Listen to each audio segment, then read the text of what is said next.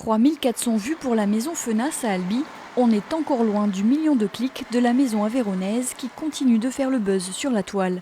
Mais peu importe, à l'office de tourisme, ce qu'on veut, c'est faire parler de la cité épiscopale et de cet hôtel particulier du XIIe siècle.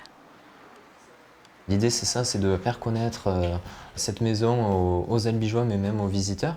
Et l'idée, c'est qu'ils puissent venir sur Albi, redécouvrir ce lieu-là et pourquoi pas rester un peu plus le temps d'un séjour sur Albi. Replongeons-nous un instant dans l'ambiance de l'époque. Nous sommes au cœur du Moyen-Âge. Cette maison est située sur l'artère principale de la cité albigeoise, une rue commerçante.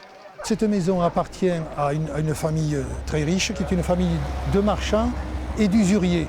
Donc ils prêtent leur argent à un taux d'intérêt élevé. Par la suite, dans la mesure où cette famille est une famille cathare, eh bien, Guillaume Fenas, au début du XIVe siècle, va être arrêté, il y aura un procès et la maison sera confisquée. Construite au départ en pierre calcaire, cette maison est imposante. Elle possède sur sa façade de nombreux éléments architecturaux dont il reste quelques témoignages 850 ans plus tard. Ce qu'il y a surtout de remarquable, c'est au premier étage, la fameuse voûte romane qui était toute sculptée à l'époque et aujourd'hui malheureusement avec le temps elle s'est un peu abîmée. Mais ça c'est un élément très remarquable et il y en a très peu dans le département.